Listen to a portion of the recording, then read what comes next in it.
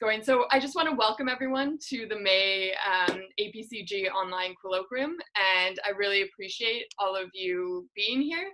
So really excited to have Nico Minde with us today, and we'll be discussing his paper to negotiate or not to negotiate with the FDLR rebels, President Kikwete, and Tanzania's foreign policy in the Great Lakes region. So Nico is a PhD candidate at the United States International University Africa in Nairobi, where he's joining us from today. Nico, thank you so much for sharing your work with us. We're also very lucky to have two phenomenal discussants with us who both conducted extensive fieldwork in Tanzania. So first, we have Beth Whitaker, who's an associate professor at the University of North Carolina at Charlotte, and her research focuses on migration and security issues in sub-Saharan Africa. And she was actually a Fulbright scholar at USIU in 2005-2006. We also have with us Keith Weghorst, who is an assistant professor at Vanderbilt University, and his research examines political leadership in low-income and non-democratic settings with a focus on opposition candidates. I'm Alicia Perisky. I'm one of the APCG online colloquium organizers, and so I'll act as a moderator for today's discussion. So we're going to start with Nico giving us a quick 5-minute overview to the paper, so a brief background of what his goals are for the paper. And then Beth and then Keith will provide their comments on the paper, and we'll give Nico then a chance to respond to those comments before we open up the discussion to everyone else. So we have quite a number of people joining us today, which is fantastic. I just ask that you please mute your microphones if you're not talking. And then when it comes time for the open discussion, I'll open the floor for comments and questions. So I'll turn this over to Nico. Thank you so much. All right, thank you once again, and it is I'm pleased for you to invite me to share my thoughts on my paper. I actually wrote this paper a while back, but I've been juggling and trying to find input so that I can be able to publish it. So the paper is titled "To Negotiate or Not to Negotiate with the FDLR Rebels, President Kikwete and Tanzania's Foreign Policy in the Great Lakes Region." Alicia has actually introduced me. I'm Nicodemus Minde. I'm a Ph.D. student at USIU. And my research interests are in actually in one-party dominance and elections and democratization, and I'm focusing on Tanzania. But also, I've taken quite a great interest in foreign policy, and also of recent, I've been trying to get a lot of interest in the intersection between popular culture and politics, and I've written quite a lot, a few draft papers on the same. I will be very brief in terms of my my remarks, because I've shared my draft paper and it's very draft. It's very raw. The paper actually has a number of key. I bring a number of key arguments. One, I want to understand the actor specificness of foreign policy behavior, drawing empirical arguments from Kikwete's 2013 proposal to Rwanda on the FDLR rebels. Actually, it was at the side meetings of the 2013 summit in Addis Ababa, Ethiopia, where he made a proposition not only to Rwanda, but also to Uganda on the prospects of bringing about peace and stability within that region. And actually, he made a proposition of why doesn't Rwanda actually negotiate with the FDLR rebels? And this brought in a lot of smack, because it didn't go well with the Rwandan authorities, and more so with the President Paul Kagame, of which he took a lot of, he said that he argued that it was not in the right aspect for Tanzania to actually make a proposition to negotiate with the rebels. And of course, we understand the background of the FDLR rebels within that particular region and their role in the 1994 genocide in Rwanda. Secondly, the paper tries to ask this question: can we read foreign policy, and that is Tanzania's foreign policy, from Kikwete's personality in terms of his response to the FDLR rebels, insurgency, and acts of violations within that particular region? And I proceed from that backdrop by arguing and looking at how the Tanzania's foreign policy had a major shift from Magufuli when he just took office. We saw that in his first foreign visit, of which he doesn't make many foreign visits, President Magufuli actually made his first foreign visit to Rwanda, which was quite intriguing for us students of foreign policy, trying to understand that foreign policy shift in terms of personality. And it was a time when Tanzania was actually embroiled in a diplomatic spat between itself and Rwanda. So it was quite intriguing for us as foreign policy students to just to look at why the motivations behind, the thawing of ties between Rwanda and Tanzania. That was just 2015 when Magufuli just became president. Thirdly, the paper tries to theorize foreign policy analysis, which is a major subfield of international relations. And here, the paper tries to look at the individual decision-making theory, drawing from the scholarship of the likes of Valerie Hudson.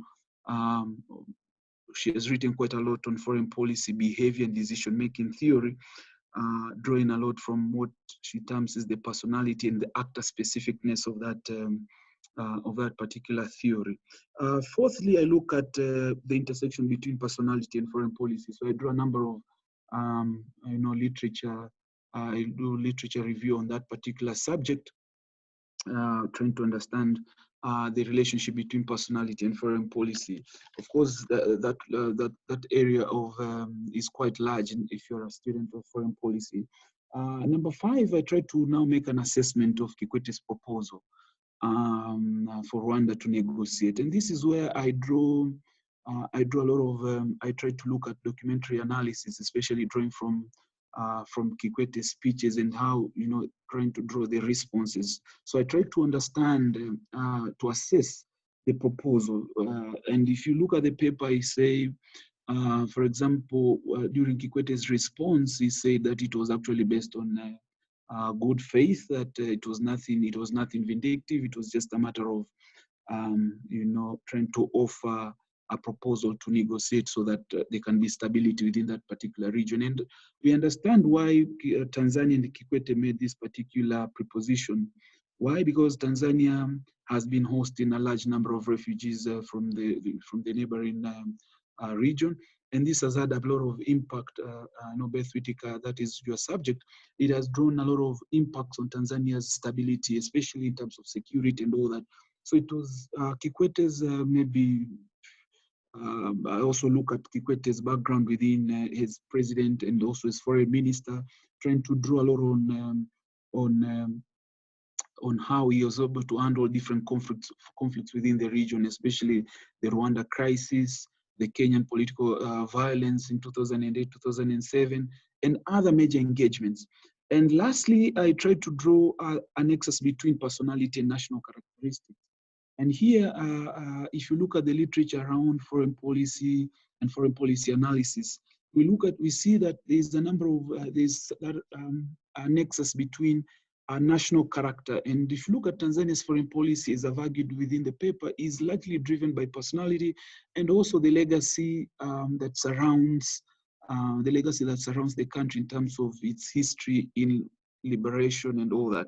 So could this have actually informed Kikwete's proposition? These are some of the points that I put forward.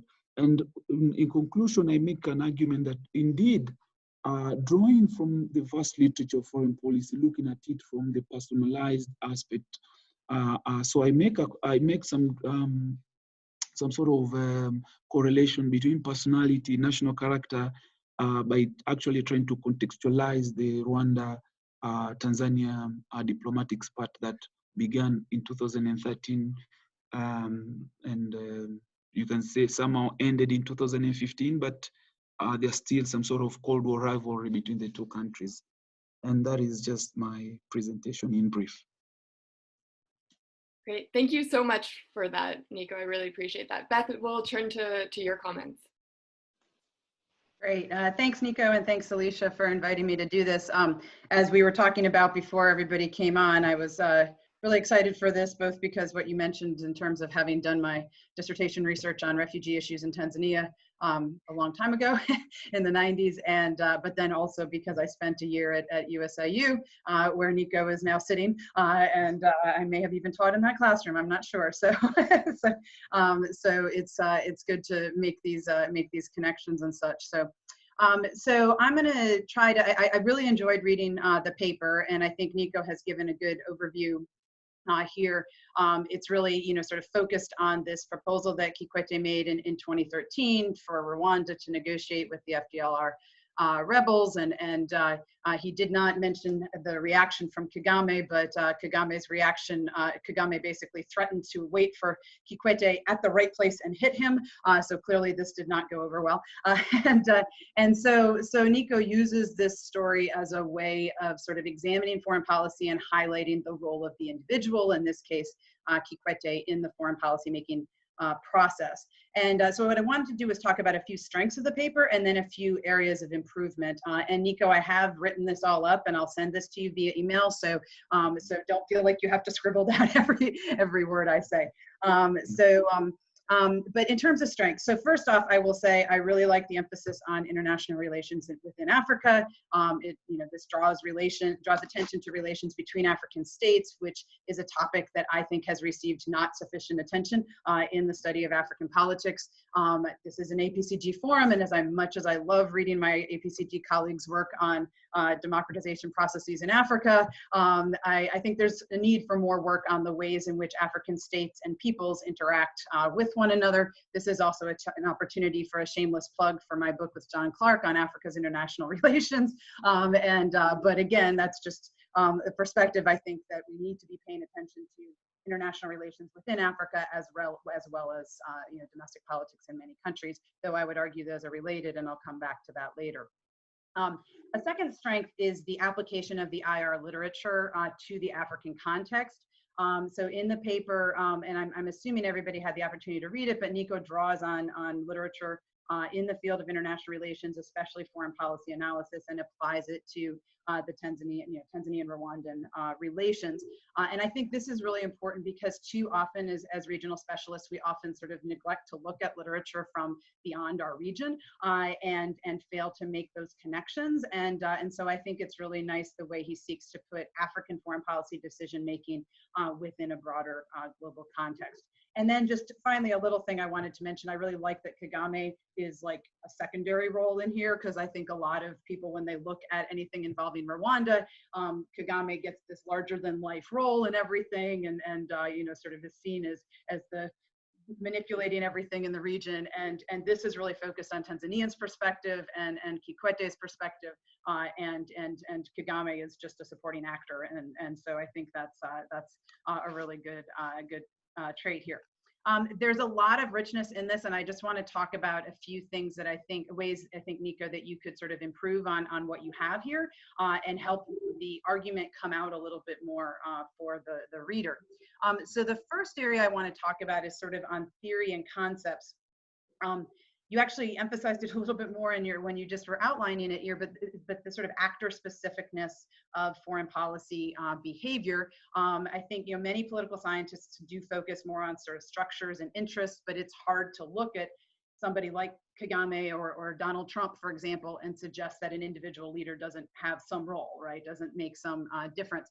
I think what confused me early in the paper is the term personality, and because I tend to think of personality as, sort of how funny you are or how you interact with other people, and then it becomes clear when you get to the definition on page 11 that personality is all of that and more. I mean, because early in the paper, I think what you're mainly talking about is ideological beliefs, but I don't tend to think of that as being associated with personality. But then it becomes clear that you're using a very broad definition of personality that does include ideological beliefs. So I think that needs to be moved much earlier and clarified. But then I also sort of think that, I think the main argument you're making then is that Kikwete's broadly defined personality, including ideological beliefs and everything, sort of is part of what leads to him to make this proposal, and particularly his experience as foreign minister in the 1990s, which sort of necessitated, because of what was going on in the region, him to be involved in a lot of mediation processes. So he developed sort of a familiarity with that, and that's part of what leads to this proposal in 2013. And I think that's reasonable, but needs to be more clearly articulated within the paper. It's also not entirely clear to me sort of how one measures someone's personality, not necessarily quantitatively, but how, what factors are we looking at to assess personality, and how could we disprove the hypothesis that, is this not falsifiable, basically? How could we disprove the hypothesis that a leader's personality influences foreign policy decisions? Related to this is a sort of second area of, I think, improvement that could be made, and that is there needs to be more exploration of alternative explanations. I think it's very hard to buy the argument that this is driven by, that you say President Kikwete's proposition was largely driven by his personality. It's really hard to buy that, in part because sprinkled throughout, you talk about various other possible explanations for what happened, including Tanzania's interests. And so let me talk first about interests, but I'll also mention a few others. I mean, it's clear that Tanzania has interest in seeing a resolution to the conflict between Rwanda and the FDLR, not the least of which, as you mentioned in the paper, and as you mentioned in the presentation, is the presence of refugees from both Rwanda and DRC for more than two decades. This is, of course, also why Tanzania was involved in mediation processes in the 1990s when Kikwete was foreign minister. So I think the interests need to be distinguished from personality, or somehow, I mean, because that seems to be an alternative explanation which has a lot of value in understanding what Kikwete did. Another factor is power relations within the region, but also more broadly outside of the region, including with China and the United States. Some people have speculated that around this time, Tanzania was sort of competing with Rwanda for international attention. There's some evidence that Kagame was not particularly happy when Obama visited Tanzania just a few months after this proposal in July of 2013. So tensions between Rwanda and Tanzania may have less to do with sort of this specific incident than with broader power rivalries and interest, sort of attention rivalries in the broader scheme of international relations. Alicia, how am I doing on time? Oh, 5 minutes? Okay. Okay. So another alternative explanation, it seems to me, again, one that you allude to in the paper, is the sort of historical, there's long been complicated relations between Tanzania and Rwanda. This is not something totally new. Indeed, I saw this in my work in the 1990s in Tanzania. Various government officials told me that Rwanda effectively threatened to attack Tanzania, attack the camps in Tanzania as they had done in Zaire if Tanzania didn't clear them out, which they then did in December '96, as I watched. And so there's a historical. It's not, this tension between them is not new under Kikwete. There's a sort of, I don't know if you would describe this as cultural, but you mentioned in the paper Tanzania's longstanding emphasis on peace, which I think is really important. And this is something that has been prioritized internally and externally. The CCM has sort of repeatedly used this, like, okay, we may not be rich, but we're peaceful sort of strategy. And I think that that's something, again, that's not unique to Kikwete and his personality, but is sort of a longstanding emphasis on which he may be drawing when he suggests that Rwanda should negotiate with the rebels. But perhaps most interesting, and I think needs most exploration, is the domestic political situation within Tanzania.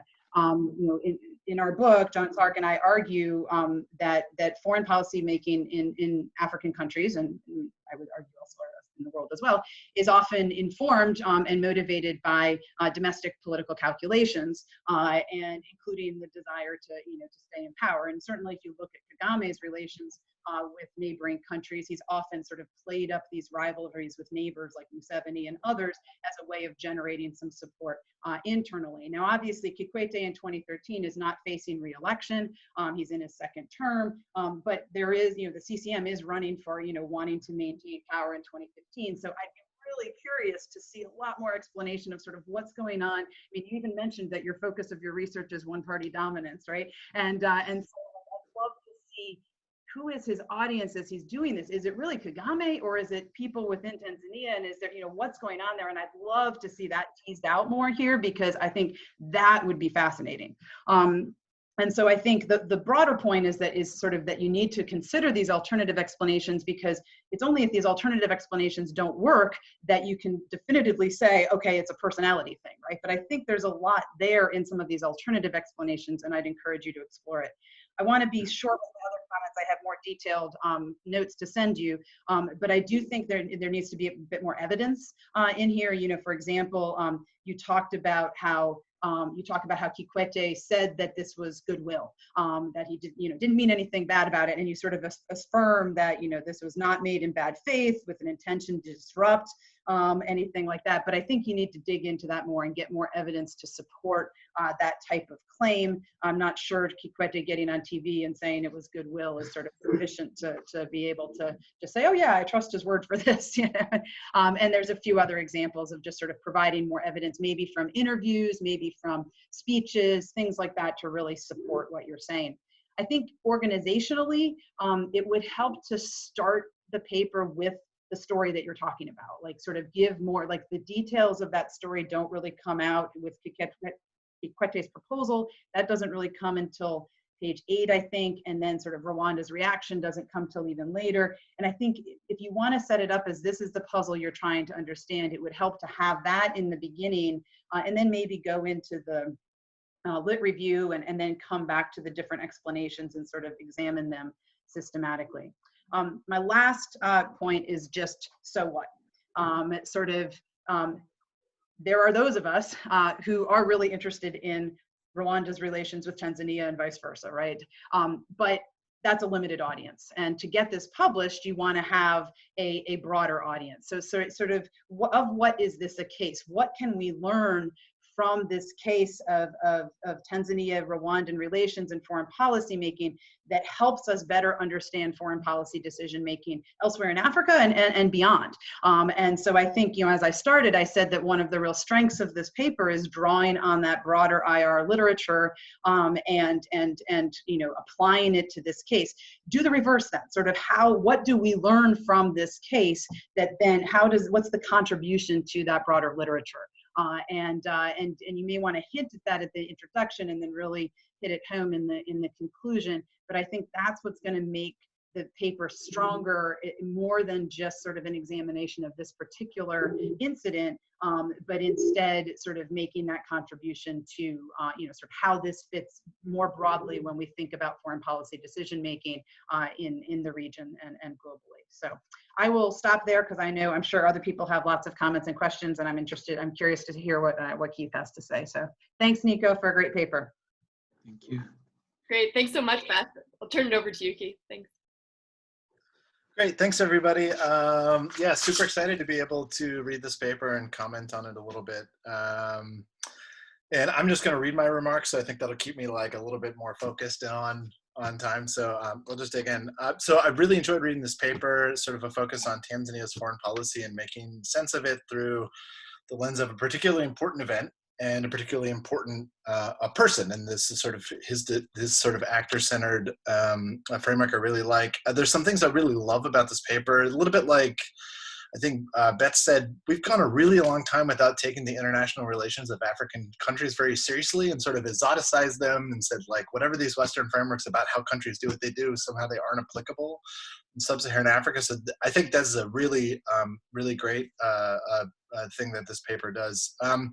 As a caveat, IR is not really my background, so I think my comments are going to be actually more like a bridge builder approach, where you're sort of integrating some comparative politics concepts that I think provide an important sort of structure for thinking about what leaders are doing. So it might be like masquerading as IR-related feedback, but it's probably more from the comparative politics tradition, just as a caveat. My comments kind of fall into 3 general points, although there's liberal subheadings, so that also might be a little misleading. I'll send these to you after we're done. So my first comment is like big picture framing stuff, and like as I'm reading the paper, what I'm writing down is like, well, you know, instead of what you do, you should do this instead. And you actually do end up doing that thing just sort of a little bit later on in the paper. And so I want to look for a narrative, this particular narrative, maybe consider weaving it all the way through. And that's pitching this as a bigger puzzle. That is, you convey the paper is about a specific foreign policy decision, in Tanzania's recent history, but it's really a broader reflection on sort of the arc of Tanzanian foreign policy, and tries to situate this particular event in a broader flow of this history. And so I think this is a very good thing, in that that kind of a goal makes the paper bigger, makes it more important and more broadly impactful as a piece of scholarship. So like that kind of thing that I was looking for, you start to do it around page 9 or 10 in the paper, where we're kind of looking at Kikwete's actions sort of situate on, again, this broad arc of Tanzania's foreign policy through a deep engagement with this specific event. So this, to me, then begs a bigger question about sort of how the specific event fits. And so Nico notes that Tanzania's foreign policy is characterized by, I think, it's sort of having 2 subtypes or 2 eras. There's kind of Nyerere, and then what happens after Nyerere, right? So Ruksa under Mwinyi, privatization, anti-corruption under Mkapa, and then sort of international regional expansion under Kikwete. So in some sense, what Kikwete is doing is an extension of this. It's one way of thinking about the event. So at the same time we open the paper, we're also reflecting a little bit on like Magufuli and how this fits in that arc. And I think that's a hook that might kind of work for this paper, right? And so in some sense, Magufuli's framing, like a lot of populist leaders, is more like Nyerere than his predecessors, maybe for different reasons, but nonetheless sort of focused on regional aspects, rather in sort of those folks in those other continents as enemies rather than allies in some sense. And then so that helps you make sense of where this moment in your paper fits in that arc. So maybe thinking of it as, my sense is you might think of it as a last gasp of sort of the old new way, or the old new way of doing things before like a shift to retreating inward. And again, I think that might be a hook that would kind of work. And then also, I think, you know, sort of Beth brought up this interesting point about the complexity of the relationships to Rwanda. You're also seeing a shift with Rwanda. Maybe that's also for different reasons, right? Maybe Magufuli is hanging out with Kagame because they're training TIS, and he's like co-opting cybersecurity and those kinds of things. Just a different kind of relationship. And so this is kind of the iconic shift of an international relationship taking place. So this is the last moment of that. Okay. So the second general point is working more on the argument about the role of Kikwete himself, and for really digging in deeper. Again, this maybe echoes something Beth was saying about specifically personality and decision-making framework that he's using as the causal factor here, right? And so I'd like to see more evidence of this sort of broader argument. So I was thinking, like, in a former life when I was a master's student, Nkapa had these like monthly addresses that he gave that were compiled into text, into books. And you could actually do text analysis of these speeches and sort of look for shifts in speaking style, sort of personality attributes that came through in the speeches, as well as content. And I'm wondering if you could do something similar with public statements that Kikwete is making about foreign policy decisions. So if I understand the argument, not a ton should be changing about Kikwete's personality itself, at least within, perhaps constrained by the second term. So in this way, we should see that personality factor show up in other stuff too, right? And so perhaps other sort of foreign policy decisions he's making at the time. So I was thinking, could you look for public statements that he makes about other foreign policy matters during his presidency, like the Lake Nyasa spat that's happening with Malawi, perhaps, or like whose water it is, a third party, you know, sort of broker with these ongoing scuttles between Kenya and Uganda. are posturing over Lake Victoria related to Burundian refugee issues that, you know, these folks at Magufuli is kind of now kicking out. Like, are there other places where you can look for similar kinds of evidence? Because it's not clear to me that this specific event, if what's driving it is Kikwete's personality, why it should be different than other sort of a challenge that he's faced. I'd also encourage you to dig more, perhaps more descriptively, really into the personality of Kikwete. So some of the work I think you're drawing in has much more kind of analytical, you know, psychology frameworks for thinking about personality in terms of various attributes, you know, again, these things that psychologists would do experiments in the lab about, perhaps. I'm definitely not suggesting you do this, but I was thinking at least you could dig in a little bit more on, you know, bio pieces on Kikwete to get some more traction on like what exactly are the underlying personality attributes that you're looking or you think are doing the work here, right? Because that lets us look in other leaders and see, oh, do they have those attributes too? In similar circumstances, would they make those decisions? So I know there's a book by Julius Nyangaro who came out a few years ago that was like, it's a pretty good, like I'd recommend it. Like, I don't know if you're familiar with it, but it's kind of a nice like deep dive on his like upbringing and his early stages as defense minister. And it's more of like a personal take. I can't remember what the name of it is because it's in my office, which I can't access right now. But I think I must have the citation for it somewhere. And then a little bit related to that, I was just thinking, you know, how much of maybe what's going on is Kikwete trying to do legacy building, which I think is a little bit kind of the underlying point you may be trying to make, right? So he's saying, you know, his legacy of having worked as a defense minister, being engaged with international relations with Rwanda before, this is sort of, in a way, a completion of that kind of work or a continued engagement for that kind of work. And perhaps related to this being legacy building, like, how on earth did he get this so wrong, right? So like, it's somehow, I'm not sure if I'm in Kikwete's shoes, I would have expected this to go like all that differently than it did, right? So suggesting that, you know, sort of, again, like peace negotiations with, you know, folks who engaged with in genocide, like it just doesn't seem to like, this seems like a very possible outcome when at least to me, like that I should have expected given the experience that I had. So anyway, so I thought, well, then why did it make sense for him to do this? You note, for example, he played an important role in the development of the EAC, particularly in the second term. So that, and also in peace initiatives. So perhaps this was an effort to like legacy build on writing out a stronger regional community to kind of finish off that legacy.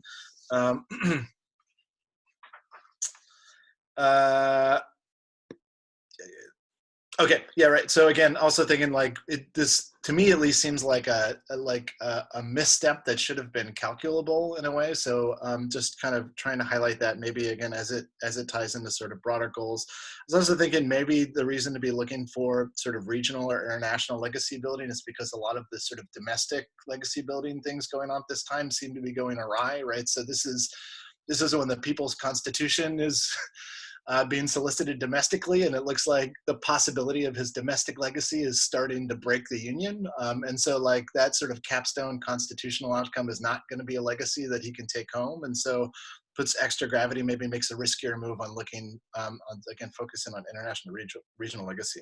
Okay, the last of this is definitely a squarely comparative politics kind of suggestion, so feel free to ignore it, but I think this also ties into some of the stuff that Beth was suggesting. I want to situate this paper a little bit more in the logic of electoral authoritarian regimes.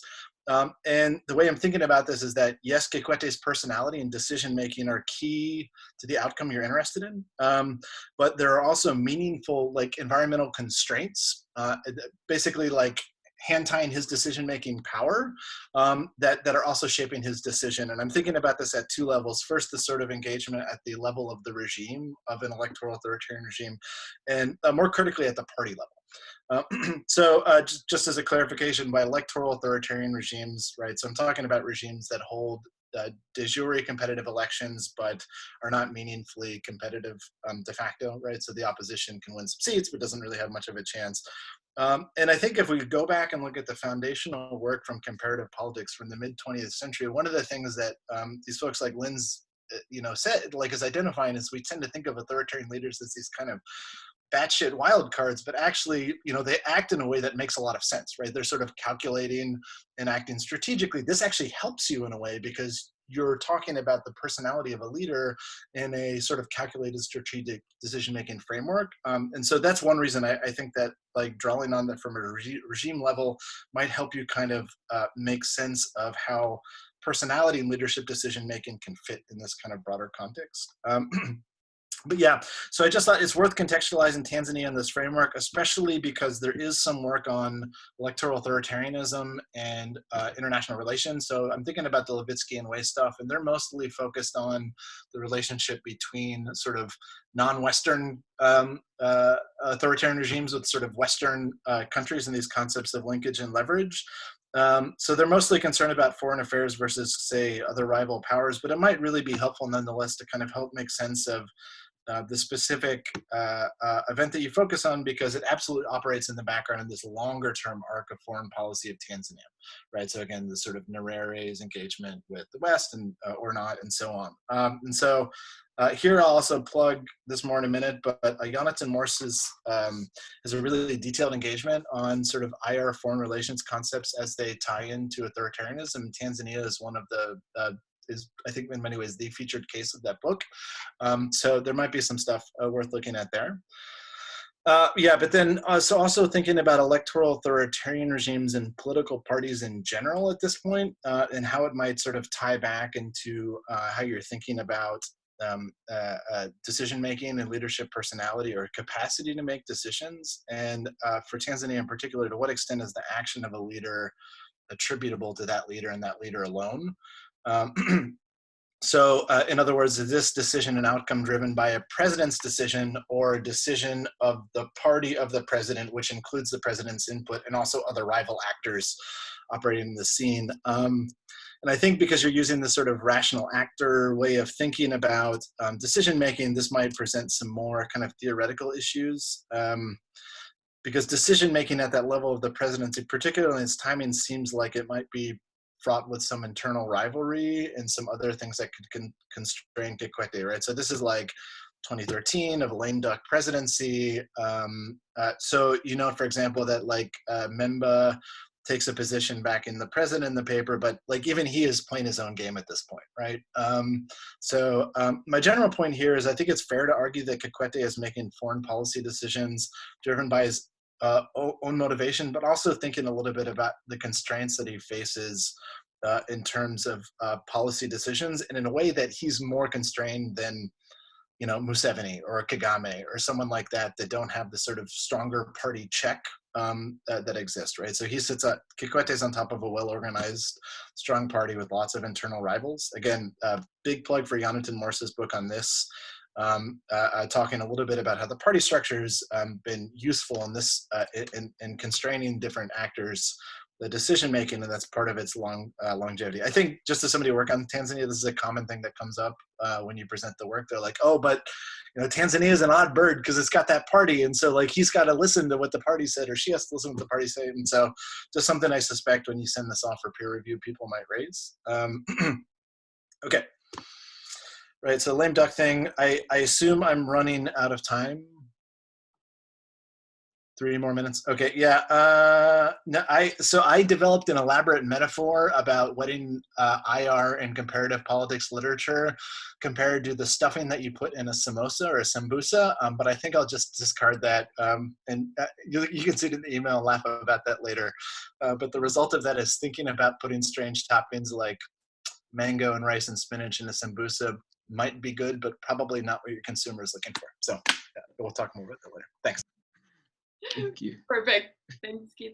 Nico, give you a few minutes to kind of respond as you want, or raise questions if you have specific questions for the discussants, or if you prefer, we can open it up more broadly to questions. Completely up to you at this point. Thank you, Hans. I just want to thank you, the discussants. These are very good points, both of them, and there are some sort of intersections between their points. One thing that I want to just mention, which I think Beth raises, was the 2013, this was and why Minde, the domestic issues, which I think is something I think I should really put into perspective. you later realize that there was rumor that Minde was actually the preferred candidate for Kikwete going into the 2015 elections. Maybe these are some of the things that I need to demonstrate, and this is it really captured my attention when you are speaking about that, and also it explains that what I call that rapid transition, or that discernible shift, and why Magufuli, you see this, Magufuli was this like a compromise candidate or something like that. So this actually maybe explains, and of course there's a time I actually had a chance to interview the ambassador, the Rwandan ambassador to Tanzania, and he had to mention that there could be some, this is something I also wanted to hear how I'm going to put it in the paper. There was, he actually mentioned this to me in private, that there could be a possibility that Tanzania was harboring some, remnants of FDLR in Tanzania. So those are some of these political discourses which I think could actually have informed that diplomatic part. It's, of course, as you pointed out, it is also very much based on historical, it's, you can actually place a lot of, you analyze it from a historical perspective. Thank you again, Keith. The points that you mentioned, my thesis actually on the same of, on the issue of competitive authoritarianism, trying to draw this together with the one-party dominance, and the literature that you have just mentioned, Levitt and Way and many other of these scholars, is something that I'm actually engaging in. Maybe this was an opportunity for us, maybe even to discuss my dissertation further. So I thank you guys, and I'm looking forward to more engagement from the rest. Thanks, Nico. So I would like to open up if anyone has any questions for Nico. Hi, this is David. Can I ask a question, please? Go ahead. Great. Nico, thanks for the paper. From your neighbor, Kenya. So I'm out here in New York, so very excited. Karibu Bwana. And just a couple points. I enjoyed reading your paper. I sometimes got lost within the paper between this, the IR framing versus the foreign policy framing, and you seem to dabble between the two. And as I read through the paper, it seemed more to be, rather than a foreign policy making paper, it seemed to be more like a decision-making, your debate about this decision-making process and the individual within that construct, right? So discussive narratives around foreign policy making. So might you think about reframing a lot of what you've said within a framework of cognition, and a lot of the literature around cognition and decision-making in relation to that? And some of the other elements you could add to the paper, Nico, might be some of the literature around the foreign policy making of the global South broadly, some of the work of Brave Boy Wagner, Escuda's work on peripheral realism, Cassell's work on politics of the global South, Mazrui's work, of course, and a lot of the scholars from the global South, Guillermo O'Donnell.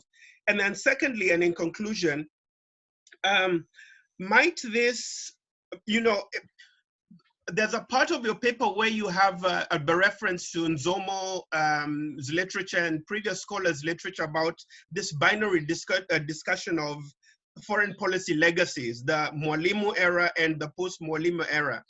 And there have been several presidents post-Nyerere. There have been 4 others since Nyerere.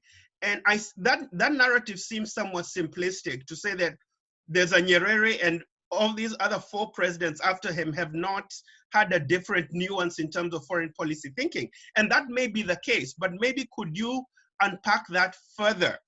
Is it a case of, say, the CCM being a dominant party? And I'd refer you to the work of Beatrice Magaloni, Voting for Autocracy, and her argument about the PRI in Mexico and how the legacies of the institutional and the party shape Mexican politics in terms of the domestic politics, and maybe correlate that to Tanzania. CCM is the dominant party. Is there a narrative there? And to what Beth was saying, that, right, Putnam's double level argument, might this be one of the domestic elements that shape Tanzanian foreign policy in this unique way? The legacy of CCM and the de facto narrative that that creates in terms of foreign policy discussions. Thank you. Thanks so much, David. Those are excellent comments. I see that Andy Marshall also has a question, so we'll take Andy's question and then give you a chance to respond to those two questions, Nico. Go ahead, Andy. All right, yeah, thanks so much for organizing, Alicia, and thanks for your great paper, Nico. I guess my comments build really on what the discussants brought up. One of the things I was wondering about is the EAC itself. Not only, like Keith had mentioned, as possibly the motivating, one of this regional background being a motivating factor for Kikwete's decision personally, but also to what extent did the increased interaction between Rwanda and Tanzania within the EAC, the decision to add Rwanda and Rwanda to join the EAC, the annual summits, these kind of things, to what extent did these constraints and other multilateral fora kind of change or not change, apparently, the behavior between Tanzania and Rwanda? Or maybe, and maybe this goes into the calculation question, is that one reason maybe why Kikwete miscalculated? That maybe he thought all of this multilateralism had changed things in a way that it hadn't. And then that just goes to my other point, which is this question of, did Kikwete as a rational actor, if we view it that way, miscalculate in making this offer? And I think this also goes to Beth's point as well. It depends on who is his audience, right? So maybe, because Kikwete has all his experience in foreign policy and things, maybe he wasn't blind to the possibility of Rwanda reacting the way Rwanda did, but that interaction was valuable for him in Tanzanian domestic politics, or even in signaling to other international actors to make him appear as an honest broker, which did lead just to one smaller factual question in the same line. You talked about Rwanda's reaction to the suggestion. Is there any evidence or record of FDLR's reaction to the suggestion? And is there any evidence from Kikwete's earlier experience that he had contact with FDLR, maybe like the Rwandan ambassador has suggested to you, or even with Kikwete's long experience at high-level politics, maybe with people who went on to be leaders of FDLR, but that Kikwete had met before the genocide? I don't know, but I would be interested in at least hearing about that side of it as well. But thanks for a great paper. All right, thank you. Thank you, David, and thank you, Andy, for those good points. I begin just quickly to respond to David's suggestion that I should draw mostly from the literature around cognition. And if you look at foreign policy analysis as a discipline, actually it draws a lot of, a lot from the cognition theory. If you look at the works of Derun and other scholars, they actually draw a lot of similarities between, of course, cognition, psychology, perception, and misperceptions. So there's that linkage. And of course, there's, when you're looking at foreign policy, there's one professor of mine who told me international relations is largely foreign policy. So there's that, they two go together. You cannot separate them. I don't know what Beth has to say about that, because that's our area as well. Of course, there's also the need for me to look at other literatures which you've suggested, especially the peripheral realism and other linkages. I also agree to some extent. There's a simplification of the framing of Tanzania's foreign policy between these two dimensions, either from the Nyerere legacy and then post-Nyerere. Well, maybe that could be true because, again, of the strength of the party. Again, looking at that Tanzania's, since its independence has been ruled by one party, maybe could that be informing this narrative of, looking at it from that, those two dichotomies, maybe. Of course, again, there's something that is coming again from your suggestion. Again, this is also similar to what Keith has proposed. Again, there's also that you cannot study Tanzania without looking at the centrality of the CCM party's dominance. And of course, the literature by Beatrice Magaloni is something that I know Keith has also, if you look at that in terms of course, we also have Kenneth Green looking at Mexico's pre-party and all that. Looking at the comments by Andy Marshall, there's something, Tanzania's general position within the East African community is something that is very interesting. And the pronouncement that it makes, and of course, we have seen that even with the current COVID crisis. Tanzania's position within the region is something that is, for us, we know it's very murky, and it is interesting. Let me just say that, and it's also it's important. Maybe I could also maybe factor that in terms of my analysis, albeit it may be very, like. I didn't want to emphasize on that. I think that it can be another separate paper altogether. But I think it is interesting if I can also look at that vis-a-vis Tanzania's positioning. Especially, this was the time when, after that, Tanzania was secluded from the other partners, together with Burundi, what they termed as the coalition of the willing and all that. So that also tries to bring into the issue of Tanzania relations with Rwanda. I've not thought about what FDLR would have responded, because for me, I feel like it's still a faceless organization, very abstract in its organization. So I don't know, and maybe I'll be assisted by Beth on how I can respond to that. But I find maybe that could be something that I can also look at. Something else. I also thought when you were just speaking about, maybe could there have been also, in addition to the points raised by Keith and Beth, about personality clashes between these two leaders, the strong personality clashes between Kikwete and Kagame, again in light of the international political discourses at that time, when both countries are trying to fight for international recognition and traction. Maybe. So something that I might also try to factor in when I'm revising the paper. Thank you again, Andy and David. Thank you. We do have another question here from Megan Garrity. Thank you, and thank you, Nico, for this great paper. Some of my work is actually on expulsion events in Africa, so I was particularly interested in one line that you have about the response by Tanzania after suggesting the reconciliation, which Beth also mentioned in her comments. And so I was wondering a little more detail, because you have it as a sentence and then we kind of move on to some other things. But I was particularly wondering how you square Kikwete's personal character, which you argue is committed to peace and reconciliation, but then seems to very quickly shift to retaliation and expelling the refugees when his recommendation is not well received. So how do you see that reaction fitting within his personality, or is that something where the party is kind of coming in and pushing that response? Thank you. We also have a question from Vladimir, so we'll take that and then give you a chance to respond, Nico. Hi, Nico. I just want to say I enjoyed reading the paper. My comment or question is about sort of the context, because I think one of the challenges of a paper like this is that you have so much context, right? It's the childhood of the president and what's happening in the region, etc.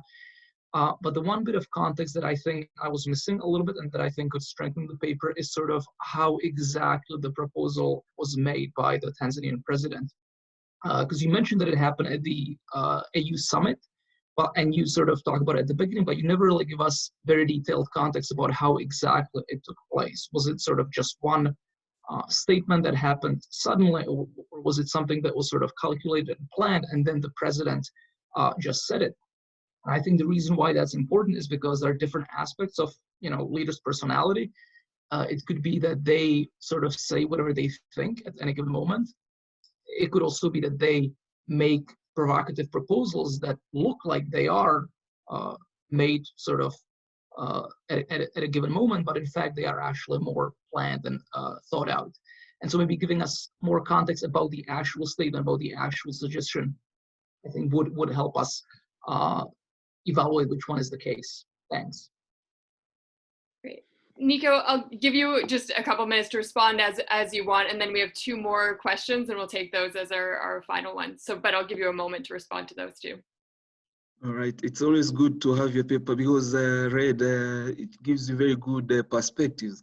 I'd never thought of some of those issues that you raised. The one by Megan on the expulsion, maybe I briefly touched on the nexus between personality in the larger frame with the national character.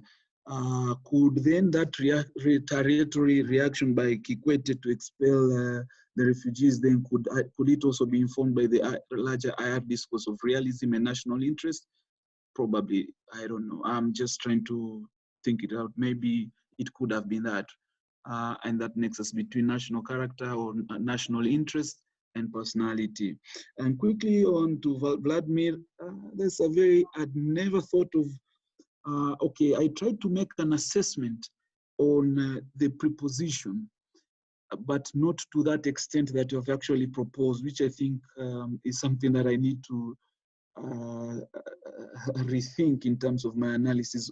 What really informed, maybe at that particular time, a number of factors. I think this was the time Kikwete was actually leaving office.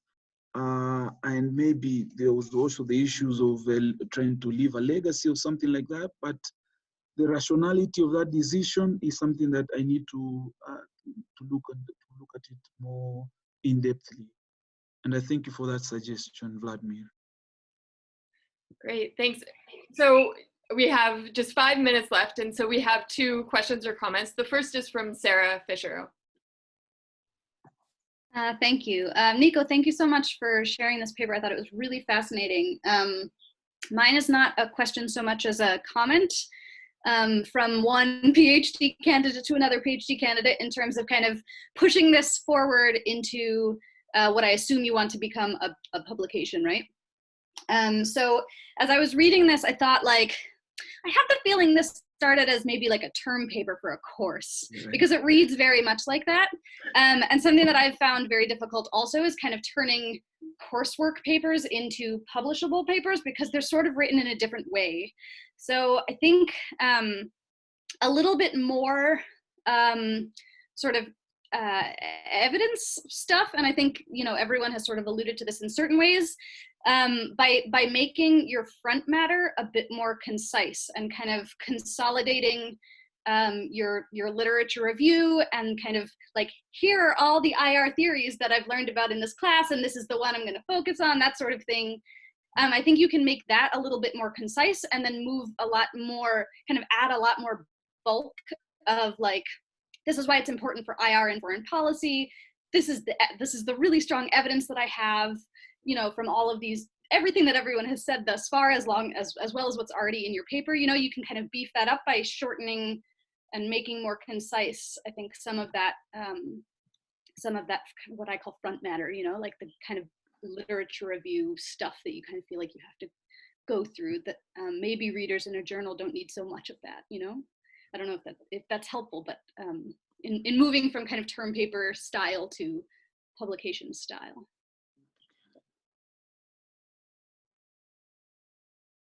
Thank you so much. And the other one was from Augustine.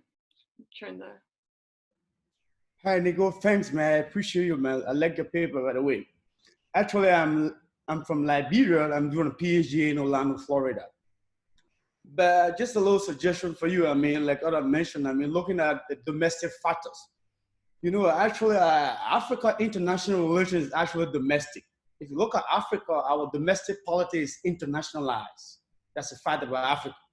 But I think you need to focus a little bit on some domestic indicator like transnational alliance. Because what you're discussing now is the relationship between Rwanda and the rebel. And that's a form of transnational alliance that exists in Africa in almost all regions. If you can recall, even Tanzania had a transnational alliance with Museveni when he was a rebel leader. I mean, even in my own country, Liberia, I mean, the Liberian leader Charles Taylor had an alliance with rebel groups in Sierra Leone and Africa. So you see that transnational alliance is a form of international theory that is all around Africa, it's across the continent. So if you can tailor your research along the transnational implications of the alliance with foreign policy, is going to be good. By and large, I wouldn't agree with David that you assimilate or integrate cognition, because if you integrate cognition, I mean, it becomes very blurred. The reason here is, I mean, how can you measure cognition? And integrating cognition into your theory, I mean, will be drifting to psychology, from our area to psychology. So that's not going to fit for your research. I mean, but I suggest you stick on where you are right now. And it's a fine paper, you can work on that. So thank you. Thank you both so much. Nico, I'll give you a few minutes just to comment and respond. Okay, thank you again, Alicia. One of the things that you asked me for what I needed a lot of response, and I'm getting it a lot, was my methodology section. I was really grappling with the approach in terms of methodology. So I wanted to look at it from interviews or documentary analysis or in-text or textual analysis, something like that. So that is something that I think I'm partly getting a lot of answers from the paper, and that is what Sarah was trying to raise, maybe largely transitioning from, you know, the coursework term paper to a publishable paper. This is something that I have. Of course, we are in the same bracket as a PhD student, so I know you understand that, together with also Alicia as well as Augustine. And Augustine, thank you again for strengthening that argument, which has also been raised by Beth, about the domestic factors in trying to mesh out or read in international relations, which is something that we, if you look at African international relations, is something that is very pronounced. And again, Beth, I was also looking at your book, the 2018 publication with Clark. This is something that I need to also maybe make analysis and read more, so that I can also enrich my interest, especially in African IR. I'm actually teaching African IR this semester as a course here at USIU. We actually wrote that book because we needed it to teach that same course. So. Okay, thank you so much. Perfect. Well, thank you all so much. So Nico, first of all, thank you so much for sharing your paper with us. We all very much enjoyed it. Keith and Beth, thank you both so much for taking the time to provide comments on Nico's paper. And thank you to everyone who joined us today and for participating. I know there was a few other questions floating around there, but I really encourage you to send Nico an email and to continue this conversation offline. And the APCG is holding summer colloquium, so I encourage you to follow us on Twitter, and we'll be posting about these and to join us in the future as well. But thank you so much to everyone who joined us, and I hope you all have a fantastic day, and thanks so much, Nico. All right. Thanks, Nico. Thanks, Alicia. Thank you. Bye, everybody. Cecilia. Thank you, Cecilia. Thank you very much. And Matthias and Heaven. Thank you.